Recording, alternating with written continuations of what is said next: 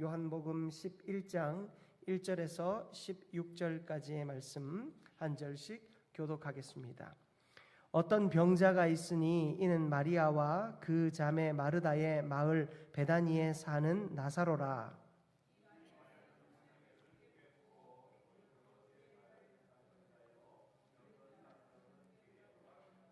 이에 그 누이들이 예수께 사람을 보내어 이르되 주여 보시옵소서, 사랑하시는 자가 병들었나이다 하니,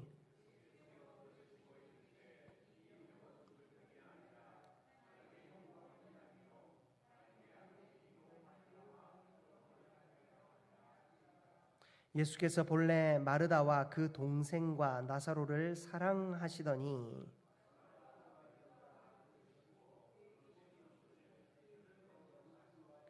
그 후에 제자들에게 이르시되 유대로 다시 가자 하시니,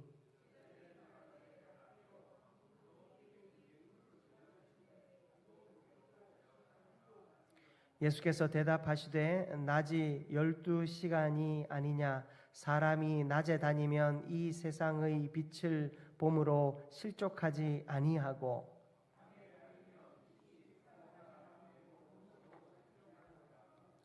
이 말씀을 하신 후에 또 이르시되 우리 친구 나사로가 잠들었도다. 그러나 내가 깨우러 가노라.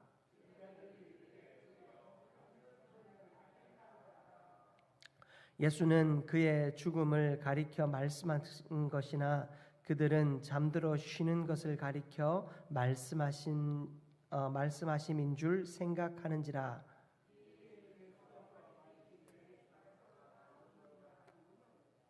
내가 거기 있지 아니한 것을 너희를 위하여 기뻐하노니 이는 너희로 믿게 하려 함이라. 그러나 그에게로 가자 하시니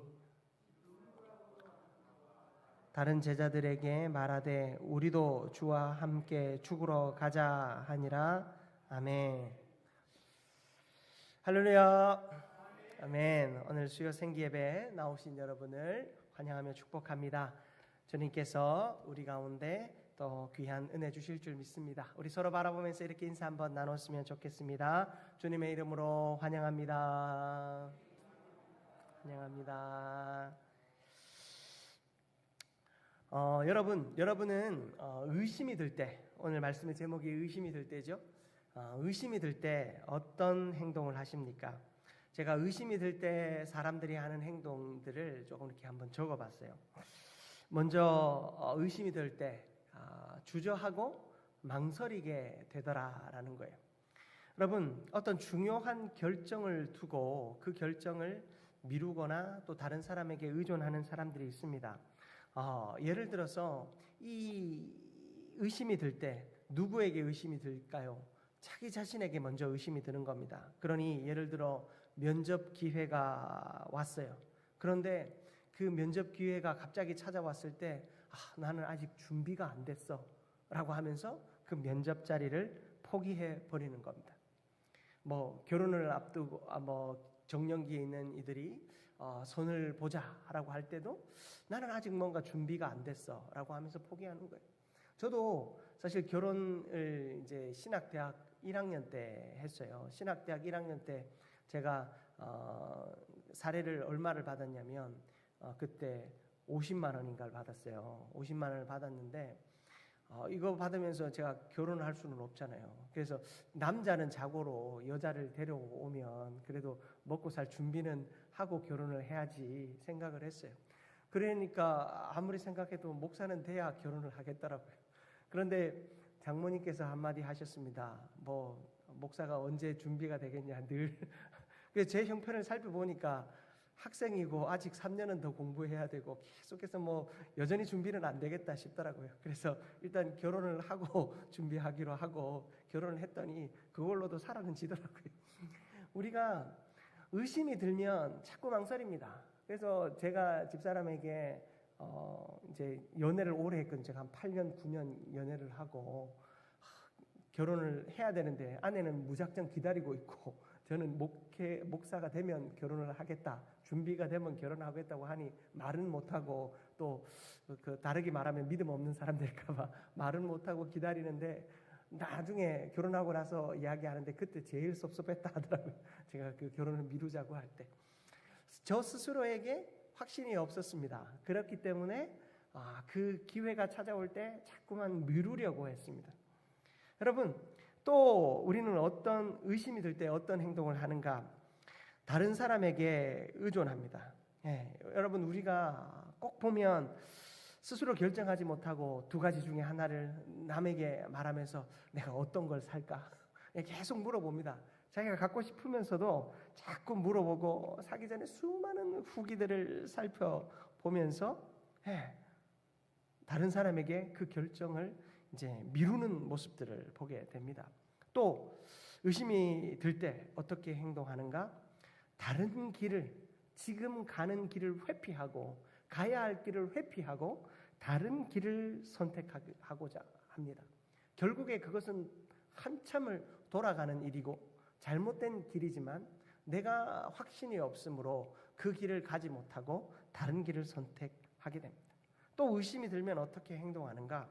증거를 요구합니다. 사람들에게 또 혹은 어떤 문제 앞에서 내가 확신이 없으면 이것을 내가 해야 되는 증거가 뭐냐? 이유가 뭐냐? 확실한 증거와 이유를 나에게 알려달라라고 이야기합니다. 여러분, 제가 이야기한 주저하고 망설이고 다른 사람에게 의존하고 또 어떤 다른 길을 선택하거나 어떤 증거를 요구하는 것, 여러분, 이것은 우리가 일상의 삶에서도 그러하지만 신앙의 자리에서도 여전히 그렇게 행동하고 있음을 우리가 보게 됩니다. 하나님께서 우리에게 사명을 주시고 그 사명을 이루기 위하여 우리를 부르실 때 우리는 끊임없이 주저하고 망설입니다. 이것이 하나님의 말씀이 맞나부터 시작하고 이것이 하나님의 음성이 맞나부터 의심하기 시작합니다. 나는 아직 하나님 앞에 쓰임받을 준비가 안 됐다라고 생각합니다. 그리고 끊임없이 다른 사람에게 묻습니다. 내가 분명 기도하는 가운데 하나님이 말씀하셨는데도 불구하고 목사님을 찾아와서 이렇게 해야 될까요? 묻습니다. 그렇게 하십시오 했는데 다음날 또 찾아와서 또 묻습니다. 이 사람도 만나고 저 사람도 만나고 끊임없이 물어봅니다. 그리고 내가 가고 있는 그 길에 의심이 자꾸 드니까 자꾸 다른 길을 선택합니다. 돌아가고 또 돌아갑니다. 하나님을 향하여서도 증거를 자꾸만 요구합니다. 자기가 무슨 기도원이라도 되는 것처럼 하나님 앞에 하나님 양털에 한번 젖었다가 아니면 저 다른 바닥이 젖었다가 되기를 묻습니다. 저도 어릴 때 그런 경험이 있습니다. 뭔가 하나님이 내 소원을 이루어 주기를 간절히 소원하면서 내일 내가 그것을 해야 될까 말아야 될까 그런 고민이 있을 때 하나님, 내가 자고 일어나면 어떤 일이 일어나게 해주십시오. 그렇게 기도하고 잤던 기억이 아직도 선명합니다. 여러분, 우리가 이 모든 행동들이 의심이 되니까 하는 행동 아니겠습니까? 여러분, 성경은 우리에게 이 의심이 들 때 어떻게 하기를 원하시는가? 오늘 말씀을 통해서 은혜 나누기를 원합니다. 자, 여러분, 오늘 우리가 읽은 말씀은 이 죽은 나사로를 예수님께서 살리러 가시는 이 과정을 이야기하고 계세요. 아직 나사로를 만나지는 못했어요. 그런데 이 예수님께서 여러분 3절 말씀을 보면 하반절에 사랑하시는 자가 병들었나이다 라고 이야기해요. 일단 예수님께 찾아온 사람들이 누구냐? 그 누이들이죠. 이 나사로의 누이들 마리아와 마르다예요. 이 누이들이 찾아와서 예수님께 그 누이들이 사람을 보내서 그 예수님께 그 사람이 찾아오는데 당신이 사랑하는 사람이 지금 병들었습니다. 사랑을 강조하고 있습니다. 여러분, 사랑을 강조한 이유가 뭐예요? 빨리 와달라는 거예요. 빨리 와주십시오. 그 얘기예요.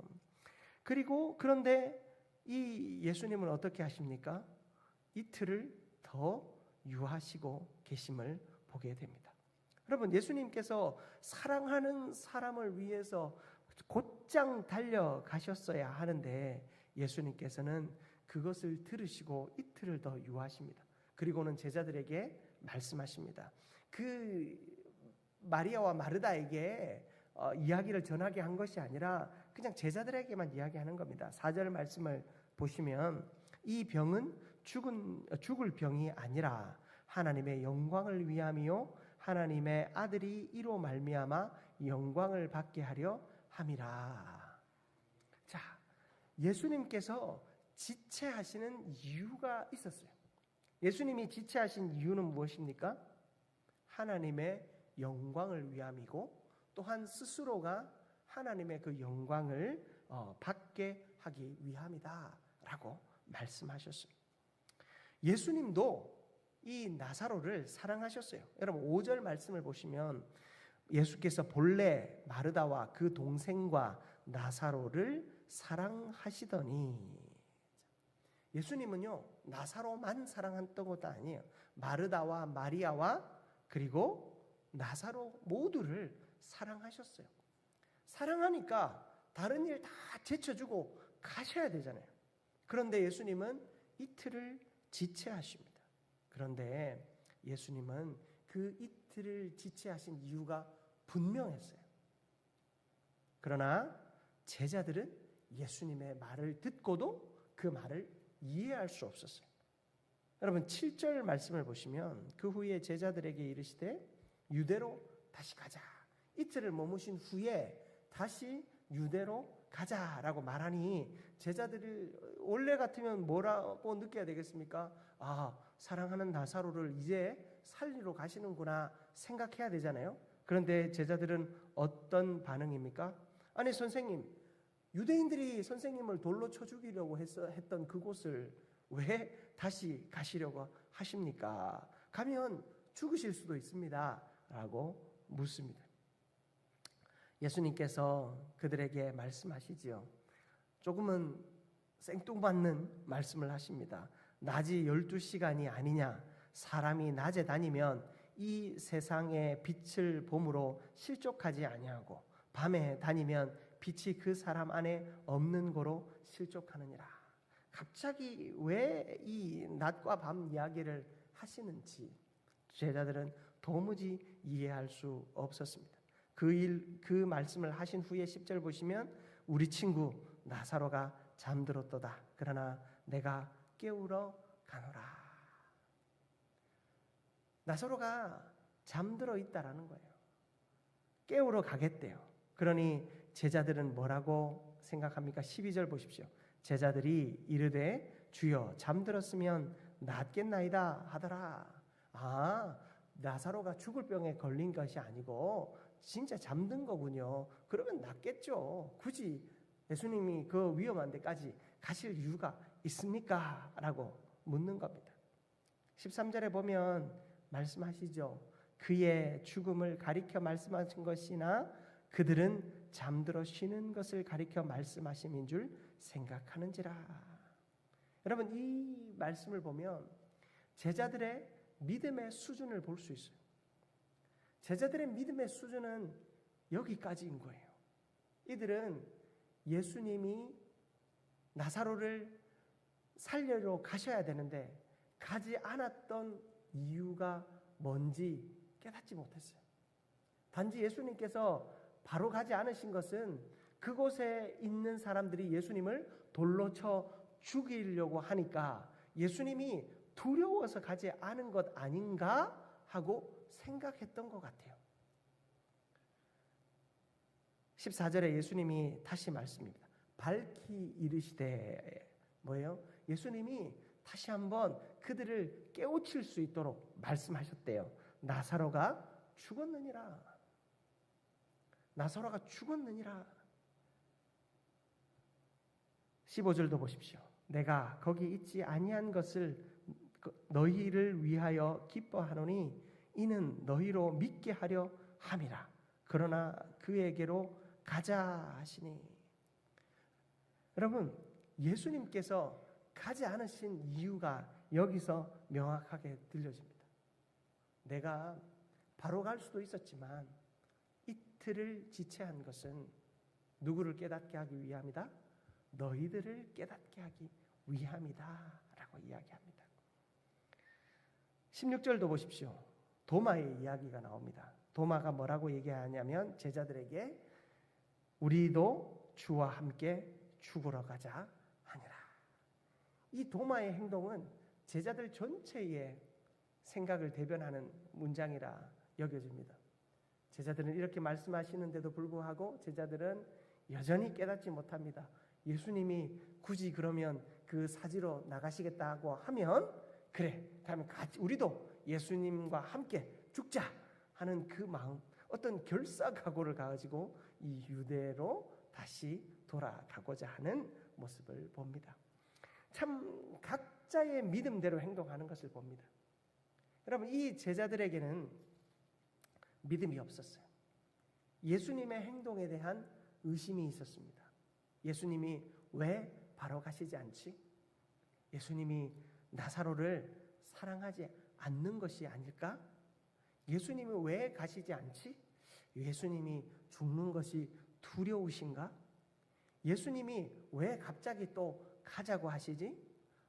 예수님이 드디어 이 유대인의 왕으로서 이 저 유대인과 결판을 내러 가시는구나. 한판 붙으러 가시는구나.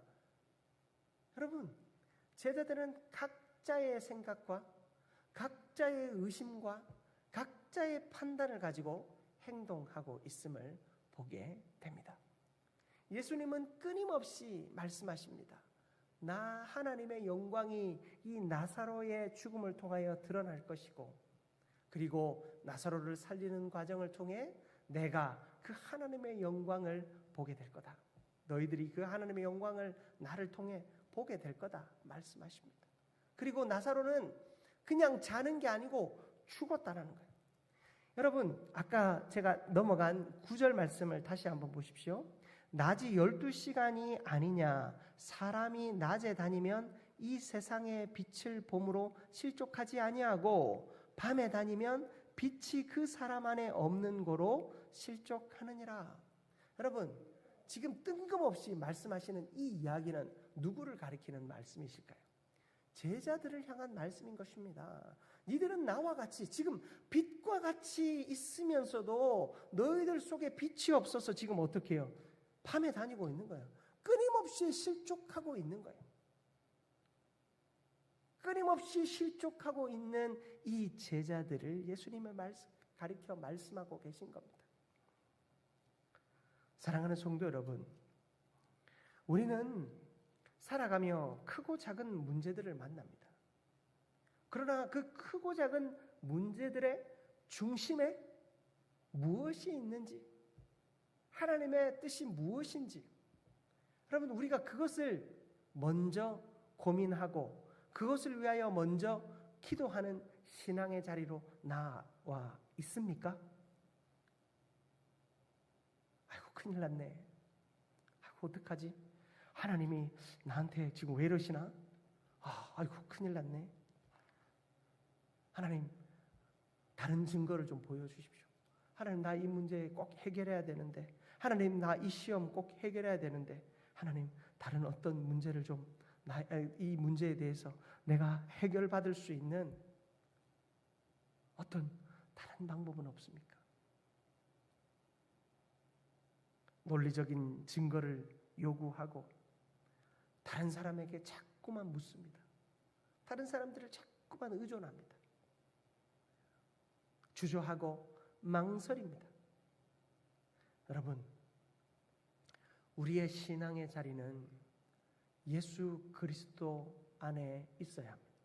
그리고 우리의 삶의 모든 자리에서 하나님은 영광 받으시기를 원하신다라는 사실을 우리는 기억해야 할 줄 믿습니다.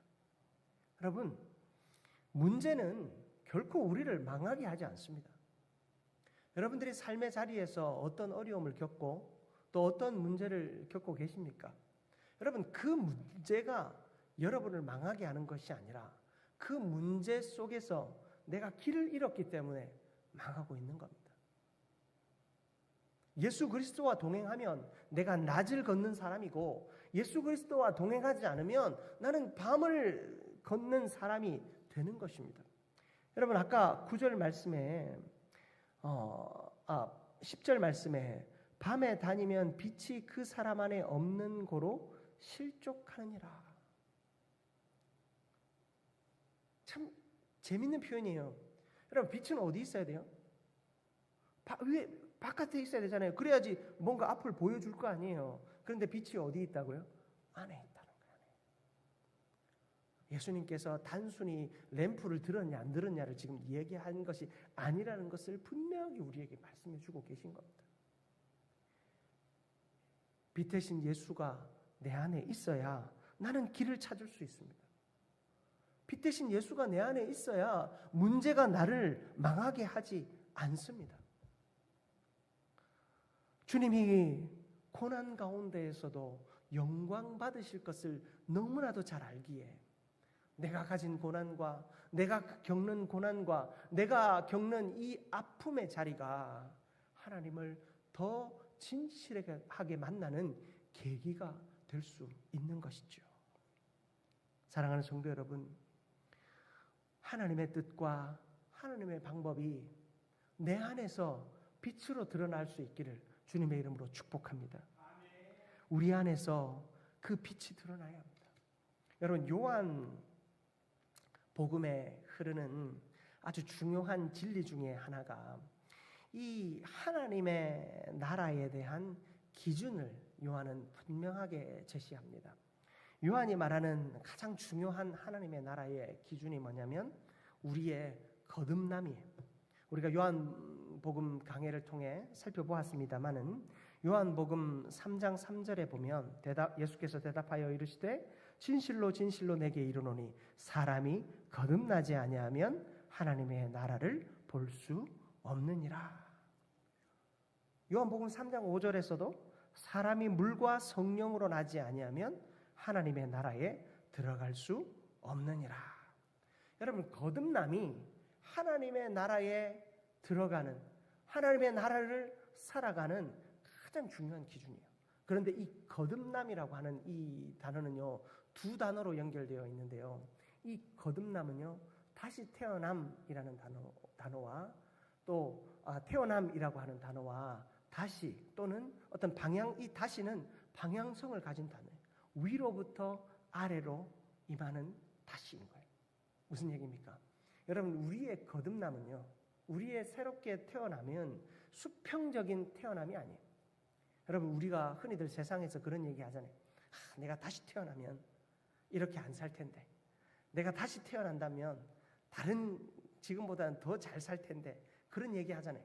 여러분, 그건 수평적인 태어남이에요.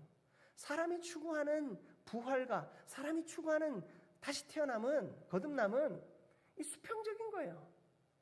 여러분, 불교에서 말하는 윤회라고 하는 것, 여전히 세상에서 다시 태어나는 거잖아요. 개로 태어났다가 사람으로 태어났다가 닭으로 태어났다가 돼지로 태어났다가, 좀 이 땅에서 공로를 좀 쌓으면 사람으로, 좋은 사람으로 태어나는 거. 여러분, 어디까지나 세상의 모든 종교들은 이 수평적인 거듭남을 이야기해요. 현세에서 뭔가 좀 잘 살 수 있는, 지금보다 더 나은 삶을 살 수 있는, 지금은 아프지만 그때는 아프지 않은, 지금은 돈이 없지만 그때는 돈이 많은, 지금은 내가 못생겼지만 지금은 그때는 더 잘생긴, 여러분, 그런 인생을 우리는 늘 추구하며 살아갑니다. 그것이 다시 태어나는 것이 아니라는 거예요. 요한이 말하는 다시 태어남, 거듭남은 아버지로부터 태어나는 것입니다. 하늘로부터 다시 태어나는 것입니다. 이것이 요한의 신학의 가장 중요한 핵심 중에 하나예요. 여러분, 우리의 거듭남이 있어야 거듭남으로 말미암아 우리는 하나님의 나라에 들어갈 수 있는데, 이 거듭남은 나의 인간적 노력으로 얻을 수 있는 것이 아니에요. 신분을 어떻게 바꿀 수 있는 거 아니에요. 돈으로 노비가 양반이 되는 그런 일이 아니다라는 거예요. 하나님으로부터 우리에게 임하는 그 거듭남이 우리에게 있어져야 한다는 거예요. 빛을 소유했다라고 하는 것은 거듭난 사람을 의미하는 거예요. 그 빛을 소유한 사람은 하늘로부터 오는 그 생명을 소유한 자, 그가 거듭난 자인 줄 믿습니다. 세상은 거듭났다라고 하면 이 외적인 것이 바뀌어야 돼요. 거지같이 옷을 입고 있다가 부자처럼 옷을 입고 거지같이 먹다가 부자처럼 먹고 거지같이 생각하다가 부자같이 생각하는 것이 거듭남인 것 같습니다. 그러나 여러분, 위로부터 오는 거듭남은 우리의 겉모습은 별반 다르지 않습니다. 그러나 그 속에 무엇이 있습니까? 빛이 있다는 게 빛이. 예수 그리스도의 빛이 있으므로 내 삶에, 내 형편에, 내 인생의 그 어려움들, 그 문제들 앞에서 나는 선명한 길을 보며 살아가는 거예요. 그러니 소망이 있는 거예요. 기쁨이 있는 거예요. 행복이 있는 거예요. 저는 중학교 1학년 때, 때를 정확하게 말할 수는 없겠지만 중학교 1학년 때 예수님을 인격적으로 영접했어요. 모태신앙으로 어릴 때부터 예수님 잘 알고 교회 잘 알고 다녔지만 사실 예수님을 인격적으로는 몰랐죠. 그런데 그 예수님을 제가 중학교 1학년 때 말씀을 통해서 만났어요.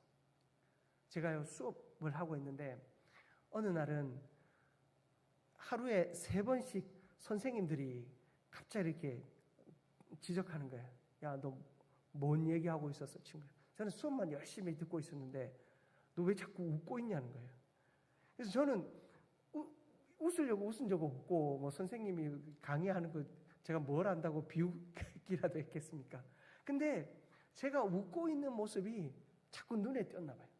제가 하나님을 만나고 그 인격적으로 예수 그리스도를 경험하고 나니까 제가 계속 웃고 있는 거예요. 우리 안에 기쁨이 넘치고 행복이 넘칩니다. 뭐가 있으면요? 빛이 있으면. 그런데 내 안에 빛이 사라지면 어때요? 빛이 사라지면 자꾸만 땅을 쳐다봅니다. 자꾸만 얼굴이 일그러지고 마음이 일그러지고 생각이 일그러지는 겁니다. 그럼 내 안에 예수의 기쁨이 있어요. 그것이 바로 거듭남의 은혜요, 영생의 빛이요, 성령의 조명이 되는 것 아니겠습니까? 여러분, 우리 속에 예수 그리스도의 그 기쁨과 생명이 온전히 회복되어질 수 있기를 주님의 이름으로 축복합니다. 여러분, 의심이 들 때 우리는 내 안에 예수의 빛이 있는가 없는가를 먼저 살펴야 돼요. 여러분, 내 안에 의심이 들 때 예수의 빛이 내 안에 있음을 보아야 할 줄 믿습니다. 예수님은 나사로를 너무나 사랑했어요. 너무나 사랑한 나사로였지만 이틀을 더 기다리게 했습니다. 여러분, 나사로가 죽어 있는 이틀 동안, 예수님이 오시지 않는 그 이틀 동안 마리아와 마르다는 얼마나 괴로웠겠어요. 동생의 마르다와 마리아가 예수님을 청한 것, 여러분, 그것도 큰 믿음이에요. 그런데 예수님이 오시지 않고 동생은 썩어가는 것을 볼 때, 여러분, 그 마음이 얼마나 찢어지겠어요. 예수님이 우리 사랑하신다고 해놓고 그거 다 거짓말이구나. 예수님이 우리를 그렇게 사랑하신다고 해놓고 그거 다, 사람은 이 위기 때 만나봐야 돼. 위기 때가 돼봐야 사람 됨됨이를 아는 거지. 예수님 다 거짓말쟁이. 여러분, 그런 마음이 들려고 하지 않았겠어요? 우리 역시도 마찬가지죠. 내 삶에 어떤 생각지도 못한 어려움이 처하고 내가 경제활동과 또 사회활동과 또 신앙활동과 또 자녀들을 양육하는 그 모든 자리에서 하나님이 올해는 좀 길을 열어주시려나? 내년에는 좀 길을 열어주시려나? 기도하는데 마치 하나님은 응답하시지 않는 것 같고, 저 사람은 기도도 안 하는 것 같고 예배도 안 나오는데 뭔 저렇게 잘 되는지, 그런 모습을 보면 너무 속이 상할 때가 있지 않습니까? 여러분, 주님은 그런 우리를 향하여 말씀하십니다. 하나님이 영광 받으시기 위하여, 예수님께서 영광 받으시기 위하여 기다리시는 그 주님의 음성을 듣게 되는 우리 모두가 되기를 축복합니다. 각자 자기 생각대로 행동합니다. 도마는요, 정말로 무모했고 바보 같습니다. 자, 우리도 주님과 함께 죽으러 가자. 이게 어떤 마음이었는지 참 궁금합니다. 자, 주님과 함께 죽으러 가자. 겁쟁이가 아니었을까 생각해요. 말은 이렇게 하고 나중에 예수님 부활하시고 나서 제자들 다 모여 있는데 도마는 나중에 오잖아요. 예, 어디 잘 숨어 있다가 안전이 확보되어졌다 생각하니까 온 거 아닐까요? 도마가 뭐라고 말합니까? 그 예수님의 손에 내 손가락을 넣어보고, 예, 그 구멍난 허리를 내 만져보고 그때서 내 믿겠다. 예, 의심쟁이 도마, 겁쟁이 도마. 말은 앞에서 자, 우리랑 예수님과 죽으러 가자라고 하면서 맨 뒤에 서지 않았을까요? 그럼 우리의 모습이 도마와 같지 않는가? 믿음이 없으면서도 믿음이 있는 척, 앞장서는 척 하지만 결국 그 마음 안에는 두려움이 가득한 거예요. 그러니 진짜 주님이 부르실 때 의심하고 진짜 주님이 부르실 때 뒷걸음치는 것이 우리가 아닌가요? 여러분, 우리 스스로를 하나님 앞에서 돌아볼 수 있기를 축복합니다. 하나님은요, 우리에게 분명히 말씀하십니다. 내가 다 이유가 있다. 내 때가 있다. 주님 말씀하십니다. 그러므로 사랑하는 성도 여러분, 우리는 성숙한 신앙의 자리에 서십시다. 하나님의 뜻이 무엇인지, 하나님의 방법이 무엇인지 여러분 그것을 먼저 볼 수 있어야 합니다. 사람의 소원과 기대를 초월하여 역사하시는 그 하나님을 볼 수 있는 우리 모두가 되기를 바랍니다. 베드로후서 3장 9절 말씀을 마지막으로 봅시다.